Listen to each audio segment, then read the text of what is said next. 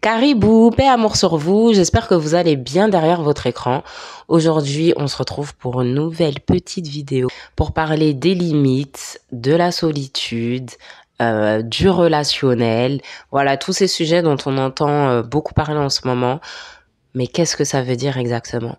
Là, je vais pas me positionner comme l'accompagnante que je suis, la coach que je suis auprès des femmes, mais je vais plutôt partager mes réflexions, un peu de mon expérience, me poser, me confier et je vous laisse libre en commentaire de me dire ce que vous en pensez, si c'est des situations, des réflexions que vous avez eues, comment vous réagissez face à ce type de situation et comment vous avez affronté aussi ces situations-là.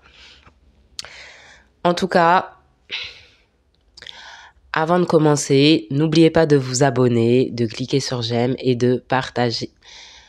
Avant de commencer, n'oubliez pas de vous abonner et d'activer les notifications pour ne pas perdre une miette à chaque fois qu'une nouvelle vidéo viendra à sortir.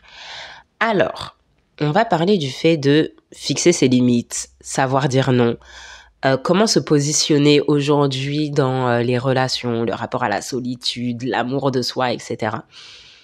Moi, déjà, faut savoir que j'ai toujours été une grande solitaire. C'est pas une étiquette que je me mets pour vendre, oui, moi, les humains, parce qu'il y a ça aussi, le fait de... aujourd'hui, on se vante de l'individualisme, on se vante de ne pas avoir besoin des gens. Non, moi, vous savez que je suis convaincue qu'on est interdépendants. Tout le monde apporte à tout le monde, voilà, je l'ai toujours répété dans mes vidéos. Maintenant, mon chemin de vie m'a conforté, ouais, on peut dire conforté, on va dire, dans ma solitude. L'histoire de base, je suis la seule fille de ma fratrie. Seule fille de sa fratrie dans une famille africaine veut dire que forcément, j'ai toujours eu ma chambre à moi toute seule, voilà.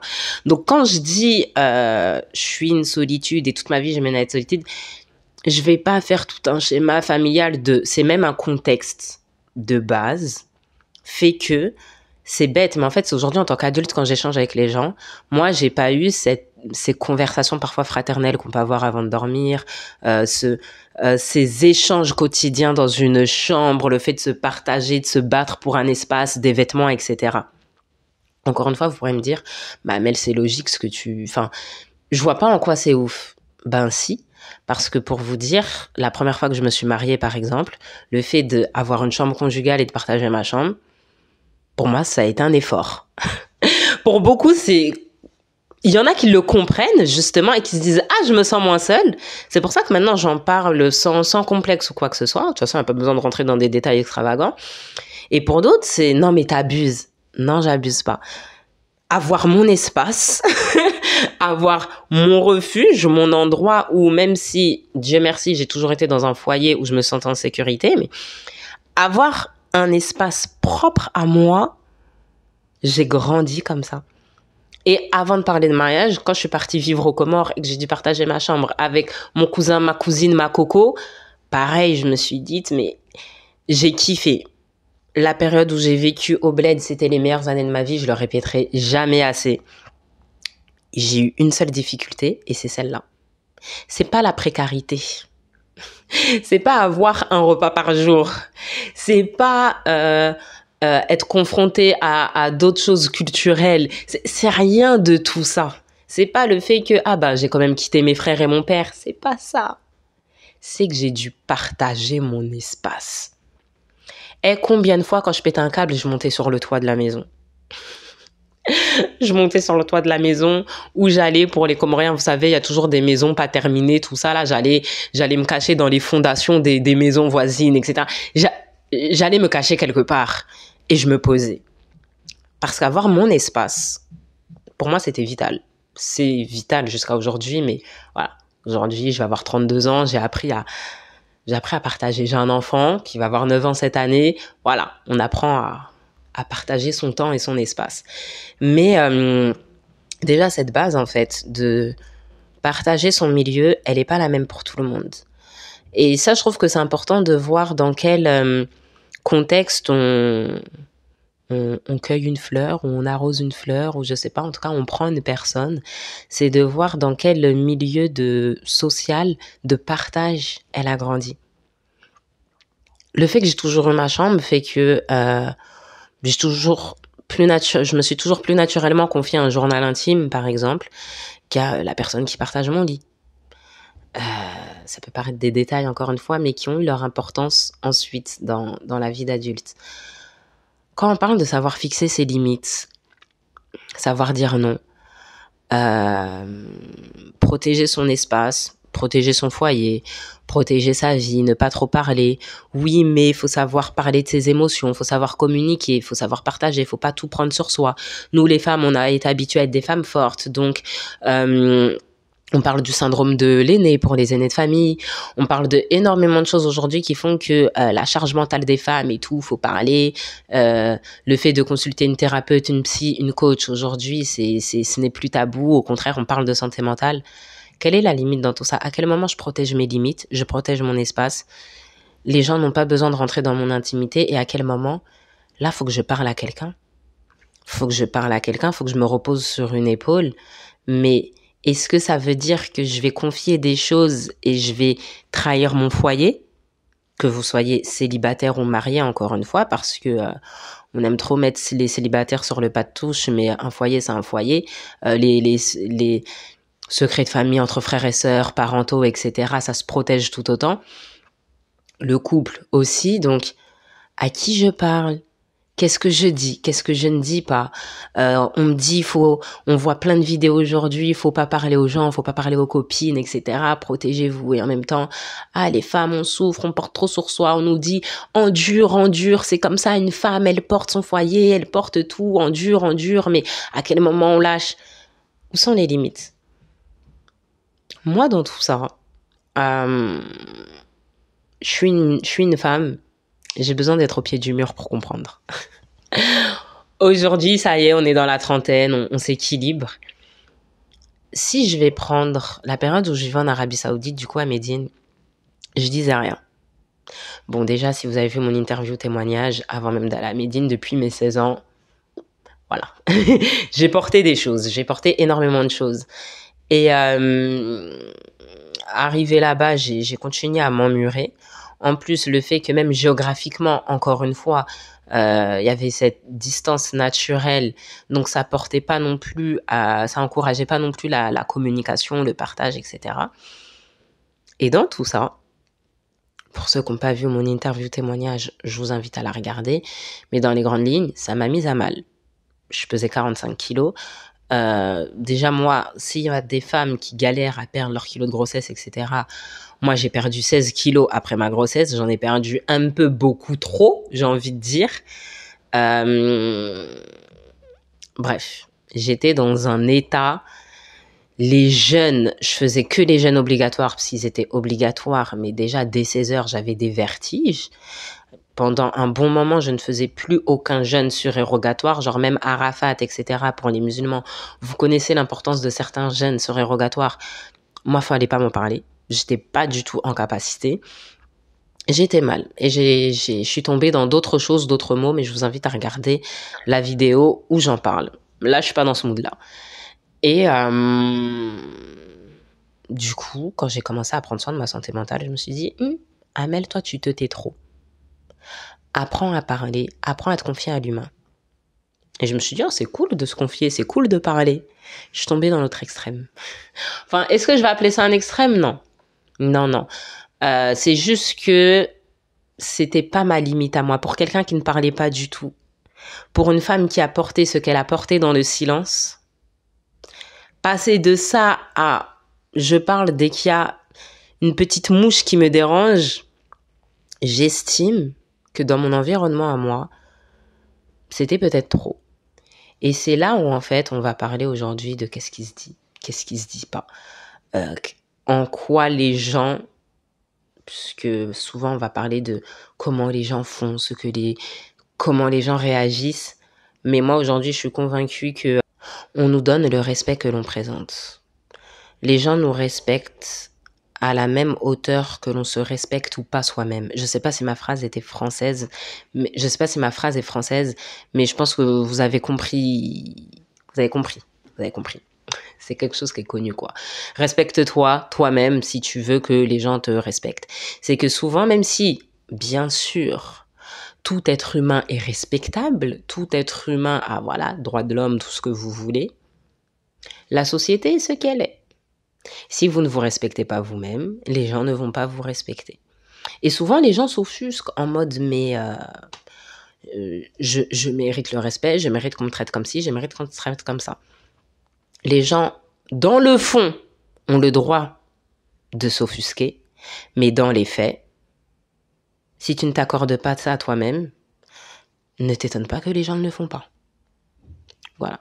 Ça, c'est quelque chose que j'ai appris. J'ai constaté. Que ce soit dans le milieu du travail, que ce soit au quotidien.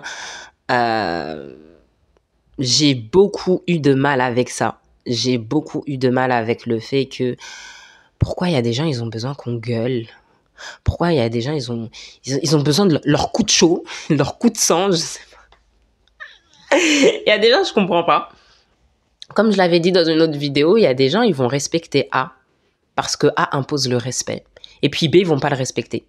Et B, il va se dire, mais comment il respecte A? C'est pas une personne insolente en soi, c'est une personne qui est capable de respecter, puisque je vois comment il est avec A. Donc pourquoi moi, B, il me traite comme ça? Mais parce que B, tu n'imposes pas. Tu ne fixes pas les limites, tu lui mets pas des coups de presse quand il dépasse les bornes. Et il y a des gens, ils ont besoin de ça. Ils vont respecter que si tu es respectable, malheureusement. Et dans le fait de savoir fixer les limites, je pense que ça, ouais, ça, je l'ai appris à mes dépens. Le fait aussi que, étant une grande solitaire, enfin, ayant eu cette habitude, en tout cas, de me gérer dans mon coin, si je viens à parler,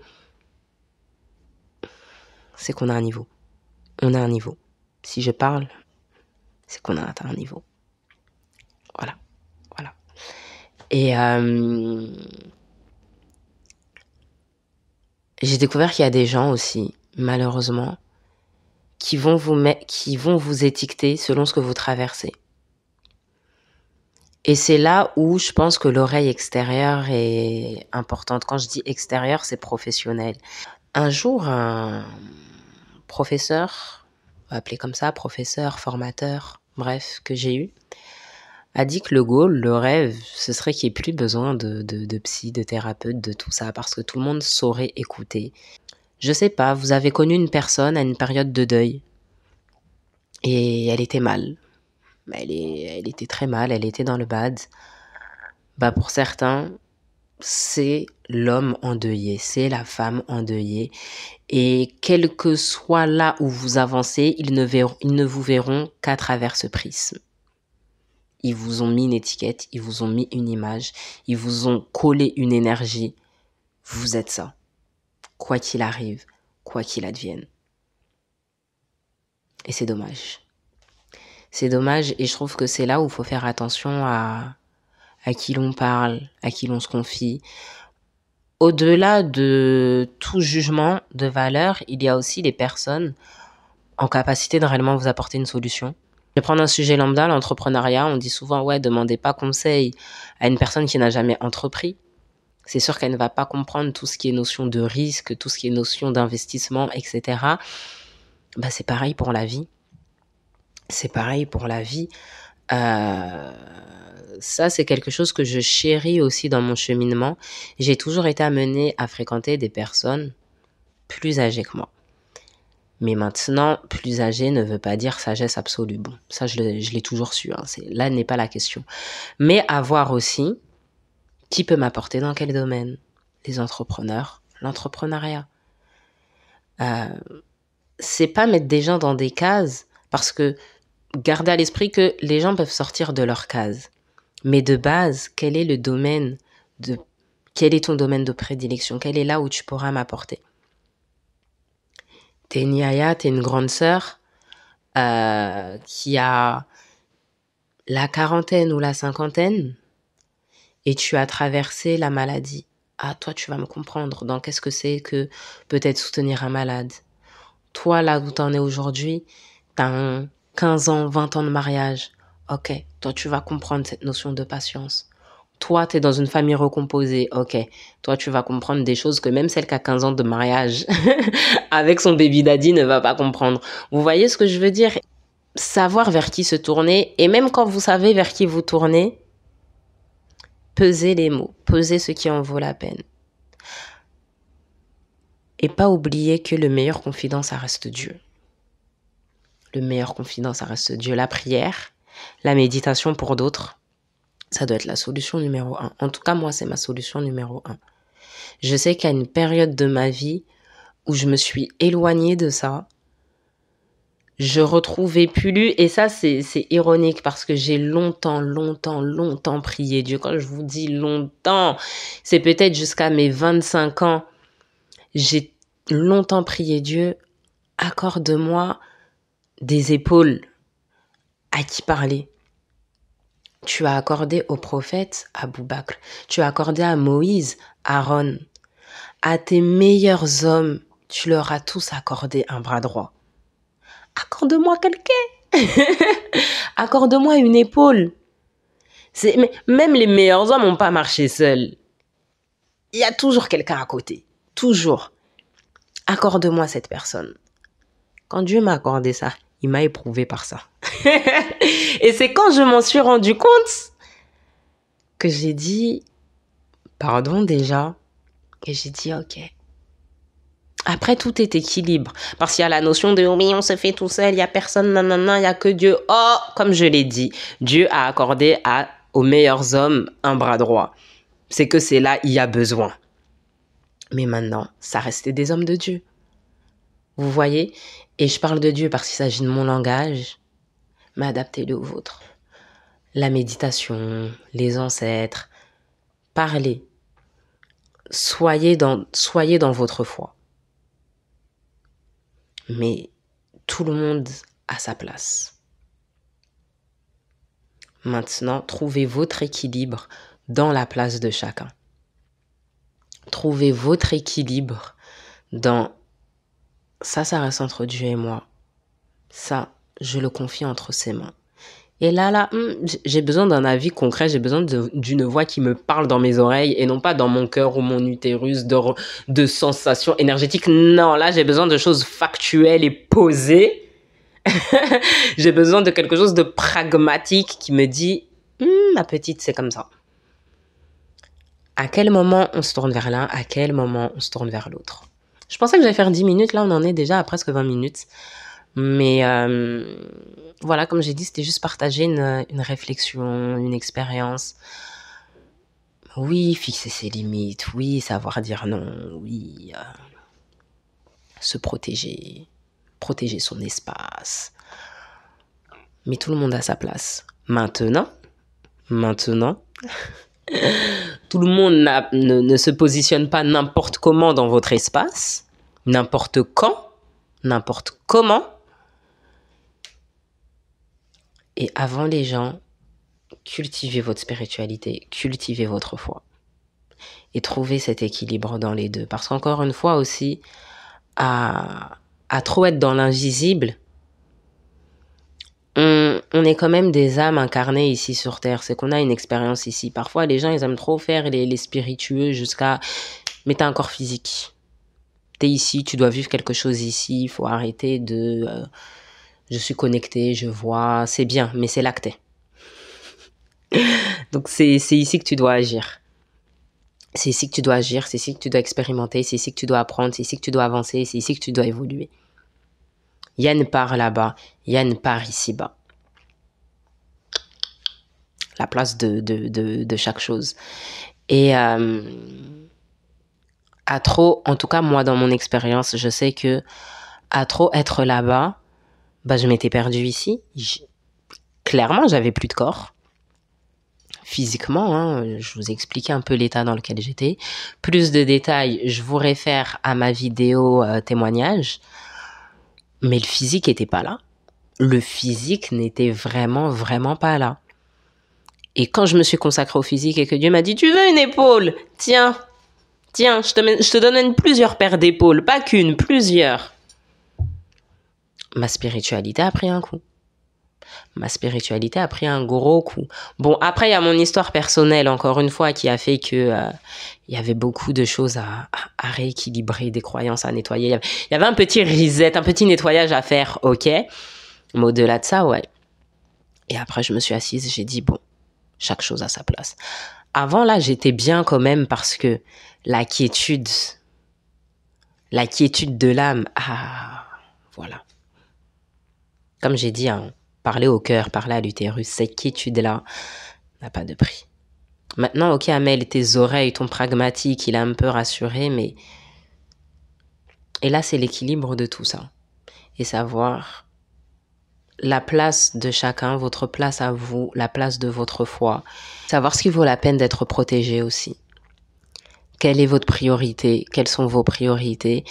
Et quand vous êtes vraiment dans un grand down, ce moment où ça implose de l'intérieur, où il y a vraiment ce besoin de remettre de l'ordre. Déjà, il y a mes services pour ça. Je vous accompagne pour ça, donc à guérir de votre amour-propre, à vous réconcilier avec votre féminité, voilà. Et pour moi, pour ma part aussi, ça a été de me tourner vers l'extérieur et savoir, là j'ai besoin de quoi, parce que je suis d'avis qu'il n'y a pas qu'un chemin de guérison. On pense souvent aller voir une psy, etc., mais à un moment, ça peut être ça. À un moment, ça peut être un cercle de femmes. À un moment, ça peut être les constellations familiales. Constellations familiales. Moi, je vous recommande. Bref, il y a tellement de cheminements. Ça peut être un soin énergétique. Et selon ce que vous traversez, c'est aussi avoir assez de connaissance de soi, assez d'écoute de soi, savoir entendre son corps, entendre son âme, entendre son utérus, entendre ce que vraiment le corps a besoin pour se dire, ok, là, c'est vers là que tu dois te diriger. Là, ton besoin, il est là. Là, ton besoin, il est là. Savoir vers quel professionnel se diriger. Si c'est vers Dieu, ou si c'est vers une épaule, une amie, le mari, voilà. La famille, les grandes sœurs, les grands frères. Mais pour ça, ça demande une écoute de soi. Ça demande à savoir dissiper le brouillard et entendre ce que son cœur, entendre ce que son utérus nous dit. Et encore une fois, pour ça, je peux vous y accompagner. Vous avez le lien en barre d'infos. En tout cas, voilà pour cette petite vidéo qui aura finalement duré 25 minutes. Je voulais partager un peu, donner mon avis sur tout ça. Toujours dans mon envie de partager plus d'amour, plus de paix, plus de partage, de quiétude et d'harmonie en soi, à travers soi et auprès du divin. J'espère que ces réflexions vous auront apporté. N'hésitez pas, vous, à me dire comment vous traversez ces périodes de tempête, ces limites, poser des limites, ne pas laisser les gens entrer. Qu'est-ce que ça veut dire pour vous exactement? Est-ce que ça vous a poussé finalement à plus de solitude? Mais est-ce que votre solitude est due à une réponse de blessure ou à une vraie paix intérieure? Est-ce que vous êtes solitaire parce que vous avez peur de l'autre, ou vous détestez l'autre, ou vous n'avez pas confiance en l'autre, ou vous êtes solitaire parce que vous êtes en paix avec vous-même? Et quand vous êtes en paix avec vous-même, c'est puisque ça prévaut sur tout le reste, ou je suis en paix avec moi-même, mais en plus j'ai peur de l'autre, donc pourquoi prendre des risques? Voilà. N'hésitez pas à me dire, à me partager sur tout ça. Et je vous dis à très bientôt pour une nouvelle vidéo. Paix et amour sur vous.